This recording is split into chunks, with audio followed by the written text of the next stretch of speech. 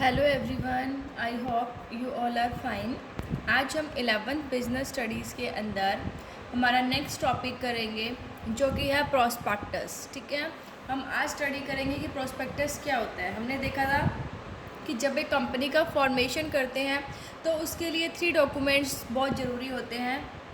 First one is memorandum of association, second one is article of association and third one is prospectus. So आज हम study करेंगे कि prospectus क्या होता है। तो देखिए, it refers to that document which contains all the relevant information to the issue and through which the company invites the public to apply for shares, debentures etc. देखिए, प्रोस्पेक्टस जो है एक वो डॉक्यूमेंट होता है जिसके अंदर इश्यूज से रिलेटेड सारी रेलिवेंट सारी इम्पॉर्टेंट इन्फॉर्मेशन होती है। मतलब जो सिक्योरिटीज इशू करती है ना एक कंपनी, उससे रिलेटेड सारी इन्फॉर्मेशन होती है और जिसके थ्रू कंपनी जो है वो पब्लिक को इनवाइट करती है कि आप शेयर और डिबेंचर्स में इन्वेस्ट कीजिए। देखो, एक कंपनी जब सिक्योरिटीज़ इशू करती है, शेयर और डिबेंचर इशू करती है, तो उसके लिए पब्लिक को इनवाइट करती है कि आप क्या कीजिए, हमारी कंपनी में इन्वेस्ट कीजिए, शेयर्स खरीदिए, डिबेंचर्स खरीदिए। तो वो किसके थ्रू इनवाइट करती है? प्रोस्पेक्टस के थ्रू इनवाइट करती है। ठीक है, सो प्रोस्पेक्टस क्या होता है? वो डॉक्यूमेंट जिसके अंदर सिक्योरिटीज़ को जब इशू करते हैं तो उससे रिलेटेड सारी इन्फॉर्मेशन होती है और जिसके थ्रू कंपनी जो है वो पब्लिक को इनवाइट करती है कि आप उनके शेयर और डिबेंचर में क्या कीजिए, इन्वेस्ट कीजिए। ठीक है, उसके लिए अप्लाई कीजिए। ठीक है, सो ये है हमारा प्रोस्पेक्टस। अभी हम पढ़ेंगे ऑब्जेक्ट्स क्या है प्रोस्पेक्टस के। ठीक है, जो प्रोस्पेक्टस बनाते हैं उसके क्या ऑब्जेक्टिव्स हैं। सो देखिए, to invite the public to purchase shares and debentures. Prospectus का ऑब्जेक्टिव क्या होता है? प्रोस्पेक्टस का ऑब्जेक्टिव पब्लिक को इनवाइट करना होता है। किस चीज़ के लिए इनवाइट करना? शेयर्स और डिबेंचर्स को परचेज करने के लिए। ठीक है, प्रोस्पेक्टस के थ्रू एक कंपनी जो है वो क्या करती है, पब्लिक को इनवाइट करती है, लोगों को इनवाइट करती है कि आप उनके शेयर्स और डिबेंचर्स को परचेज कीजिए। नेक्स्ट है to give details of those conditions on which invitation to purchase shares and debentures is given to the public. Second objective क्या होता है इसका कि प्रोस्पेक्टस के थ्रू क्या करती है, वो इनवाइट करती है लोगों को कि आप उनके शेयर्स और डिबेंचर्स परचेज कीजिए, लेकिन किस कंडीशन पर? ठीक है, उन सब की डिटेल की जिन कंडीशंस पर वो इनविटेशन दे रही है ना, ठीक है, वो सारी कंडीशन जो है वो इसके अंदर मेंशन होती हैं। Next, to declare that the promoters will be liable for the information content in the prospectus. अब प्रोस्पेक्टस के अंदर जो भी इंफॉर्मेशन दी हुई होती है उसमें वो ये कहती है कि उसके लिए लाइबल कौन होता है? प्रमोटर होता है। तो ये भी डिक्लेयर करने के लिए कि अगर प्रोस्पेक्टस के अंदर कोई भी रॉन्ग इन्फॉर्मेशन दी हुई है, कुछ गलत इन्फॉर्मेशन दी हुई है, तो उसके लिए कंपनी का प्रमोटर जो है वो लाइबल होगा। ठीक है, ये है प्रोस्पेक्टस के ऑब्जेक्टिव। अब बात आती है नीड ऑफ प्रोस्पेक्टस कि प्रोस्पेक्टस की नीड क्या है, किसको लिए ज़रूरी है, किसके लिए ज़रूरी नहीं है। सो देखिए, it is not necessary that every company issue a prospectus. ये ज़रूरी नहीं है कि हर कंपनी प्रोस्पेक्टस को इशू करे। A private company can not issue a prospectus. अब कुछ रेस्ट्रिक्शंस है, जो प्राइवेट जो कंपनी होती है वो प्रोस्पेक्टस को इशू नहीं कर सकती। But for a public company limited by shares, लेकिन एक पब्लिक कंपनी जो लिमिटेड बाई शेयर्स है, ठीक है, मतलब जो कि क्या कर रही है, पब्लिक से पैसा ले रही है, लिमिटेड बाई शेयर्स है, मतलब वो कंपनी जो कि लोगों को इनवाइट कर रही है कि आप उसके शेयर्स और डिबेंचर्स में इशू कीजिए, लोगों से पैसा ले रही है। ठीक है, तो उसके लिए ज़रूरी है कि प्रोस्पेक्टस वो बनाए, या फिर प्रोस्पेक्टस की नहीं बनाती तो statement in lieu of prospectus बनाए और उसे रजिस्ट्रार के पास सबमिट कराया जाए। ठीक है, सो अगर एक पब्लिक कंपनी एक प्रमोटर है, जैसे मान लीजिए कि सिक्योरिटीज़ इशू नहीं करता है, ठीक है, और अपने मान लीजिए बाहर से किसी अपने रिलेटिव से उसने लोन ले लिए, पैसे लेके सारा अरेंजमेंट कर देते हैं, तो उस कंपनी के लिए प्रोस्पेक्टस इशू करना ज़रूरी नहीं है। जो public company limited by shares है, ठीक है, उसी के लिए प्रोस्पेक्टस इशू करना ज़रूरी होता है। अब है form and contents of prospectus कि प्रोस्पेक्टस के अंदर कौन कौन से कंटेंट्स होते हैं वो हम अभी पढ़ेंगे। देखिए क्या क्या होता है इसके अंदर।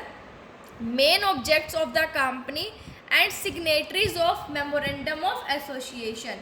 देखो इसके अंदर जो कंपनी के मेन ऑब्जेक्ट्स हैं, मतलब जो मेन ऑब्जेक्टिव्स हैं, जो मेमोरेंडम ऑफ एसोसिएशन को साइन करते हैं, उनके नाम, उनका एड्रेसेस, उनका ऑक्यूपेशन और जितने शेयर्स उन्होंने ले रखे हैं वो सारी चीज़ें प्रोस्पेक्टस के अंदर मेंशन होती है। ठीक है, क्या क्या, कंपनी का मेन ऑब्जेक्टिव क्या है, जो मेमोरेंडम ऑफ एसोसिएशन को साइन करेंगे उनका नेम और एड्रेस, उनका ऑक्यूपेशन और उनके पास जितने भी शेयर्स उन्होंने लिए हैं वो सारे इसमें मेंशन होते हैं।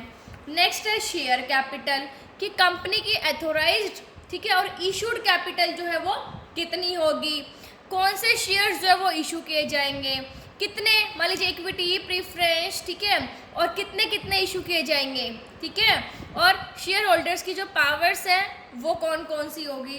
तो ये होता है, देखो ऑथोराइज्ड कैपिटल मतलब जो रजिस्टर्ड, जिसके साथ कंपनी ने क्या किया है, अपना जो बिजनेस कह सकते हैं हम कि स्टार्ट किया है, ठीक है, जो उसकी रजिस्टर्ड कैपिटल है।